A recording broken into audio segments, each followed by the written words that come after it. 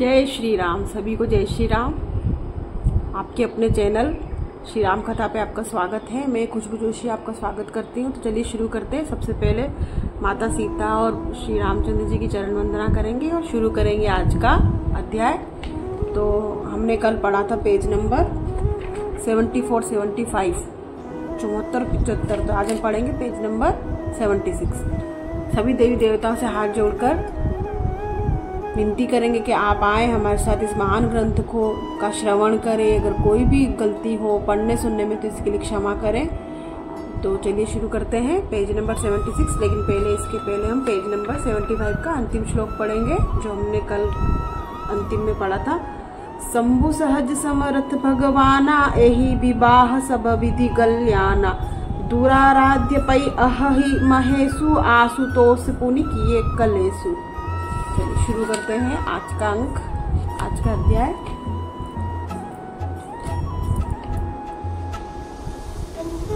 जो तपु करे कुमारी तुम्हारी भावी उमेटी कहई त्रिपुरारी। यद्यपि वर अनेक जग माही एही कह शिव तजिस दूसर नाही। यदि तुम्हारी कन्या तप करे तो त्रिपुरारी महादेव जी होनहार को मिटा सकते हैं। यद्यपि संसार में अनेक हैं, पर इसके लिए शिवजी को छोड़कर दूसरा वर नहीं है।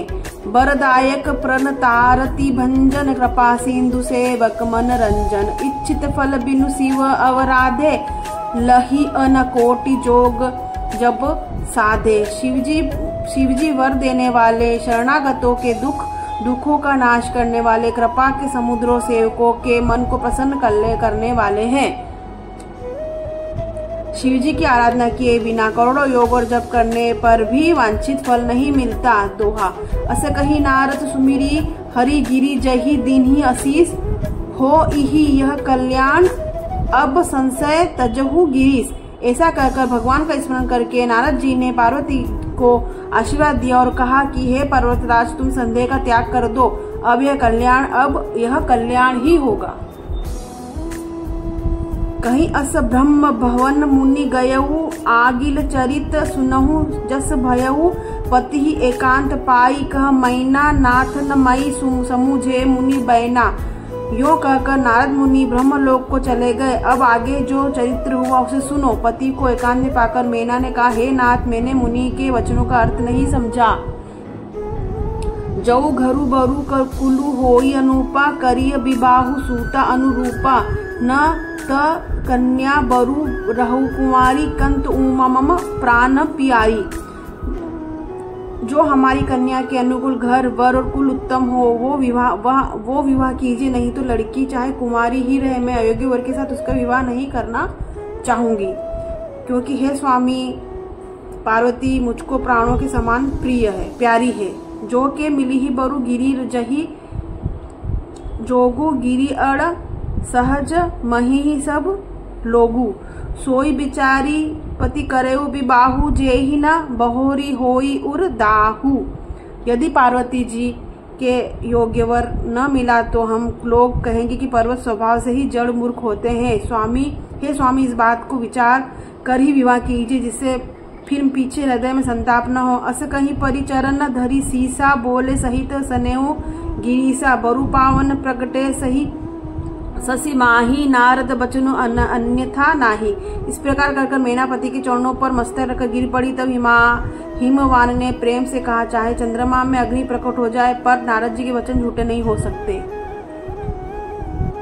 प्रिया सोचू परि हरहु सब सुमिरहु श्री भगवान। पार्वती ही निर्मयु जैसी होई करी ही कल्याण। इसका अर्थ हिंदी में जानते हैं।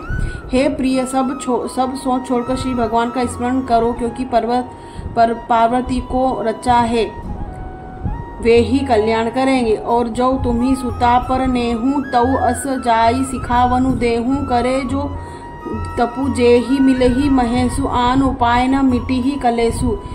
अब यदि तुम्हें कन्या पर प्रेम है तो जाकर उसे यह शिक्षा दो कि वह ऐसा तप करे जिससे शिवजी मिल जाए। दूसरे उपाय से यह क्लेश नहीं मिटेगा। नारद बचन सगर्भ सहेतु सुंदर सब गुण निधि वृष केतु अस विचारी तुम तजहु असंका सभी भांति शंकरु अकलंका। नारद जी के वचन रहस्य से युक्त और सकारण है और शिवजी समस्त सुंदर गुणों के भंडार है। यह विचार कर तुम मिथ्या संदेह को छोड़ दो, शिवजी सभी तरह से निष्कलंक है। सुनीपति वचन हर्षि मन माही, गई तुरत उठी गिरिजा पाही। उमही बिलो की नयन भरे बारी, सहित स्नेह गोद बैठारी। पति के वचन सुन मन में प्रसन्न होकर मैना उठकर तुरंत पार्वती के पास गई। पार्वती को देखकर उनकी आंखों में आंसू भर आए। उसे स्नेह के कारण गोद में बिठा लिया। बार ही बार लेती उरलाई, गद गद कंठ न कछु कही जाई। जगत मातु सर्वज्ञ भवानी, मातु सुखद बोली मृदुबानी। फिर बार उसे हृदय से लगाने लगी। प्रेम से मैना का गला भर आया, कुछ कहा नहीं जाता। जग जननी भवानी तो सर्वज्ञ ठहरी। माता की मन की दशा जानकर वे माता को सुख देने वाली कोमल वाणी में बोली। दोहा। सुनहि मातु में दिख अस सपन, सुनावहु तो ही सुंदर गोर सुबी प्रबर, अस उपदेसेउ मोही। माँ सुन, मैं तुझे सुनाती हूँ। मेरा ऐसा स्वप्न है कि मुझे एक सुंदर गौरवर्ण श्रेष्ठ ब्राह्मण ने ऐसा उपदेश दिया है। करही जाई तपु सेल कुमारी, नारद कहा सो सत्य विचारी। मातु पितहि पुनि यह मत भावा, तपु सुख प्रद दुख दोष नसावा। हे पार्वती, नारद जी ने जो कहा है उसे सत्य समझकर तू जाकर तप कर। फिर यह बात मेरे माता पिता को भी अच्छी लगी है। तप सुख देने वाला और दुख दोष का नाश करने वाला है। तपबल रचई प्रपंच विधाता, तपबल विष्णु सकल जग त्राता। तपबल शंभु करई संघारा, तपबल शेषु धरई नहीं भारा। तप के बल से ब्रह्मा संसार में को रचते हैं और तप के बल से ही विष्णु सारे जगत का पालन करते हैं। तप के बल से ही शंभु रुद्र रूप में जगत का संहार करते हैं और तप के बल की ही शेष की पृथ्वी का भार धारण करते हैं। तप आधार सब सृष्टि भवानी, करही जाई तपु असह जिये जानी। सुनत बचन विस्मित मतहारी, सपन सुनायु गिरिहि हंकारी। हे भवानी, सारी सृष्टि तप के आधार पर है। ऐसा जी में जाकर तू जाकर तप कर। यह बात सुनकर माता को बड़ा अचरज हुआ। उसे हिमवान को बुलाकर वह स्वप्न सुनाया। तो आज हमने पेज नंबर 76, 77, 77 पढ़ा। कल हम 78 पढ़ेंगे। और आज हमने तप के बारे में जाना कि तप में कितनी पावर, कितनी ताकत होती है कि वो सब दुखों का नाश, तप सुख देने वाला और दुख दोष का नाश करने वाला होता है। तप के बारे में जाना, तप की महत्वता को समझा। तो आज के अंक में हम विदा लेते हैं। कल हम पेज नंबर 78 पढ़ेंगे। तब तक हम सभी देवी देवताओं को हाथ जोड़कर क्षमा याचना करेंगे। हमसे पढ़ने सुनने में कोई भी गलती हुई इस महान ग्रंथ को उसके लिए क्षमा करें। तो आज के अंक में विदा दीजिए। कल फिर आपसे भेंट होगी पेज नंबर 78 के साथ। तब तक के लिए जय श्री राम।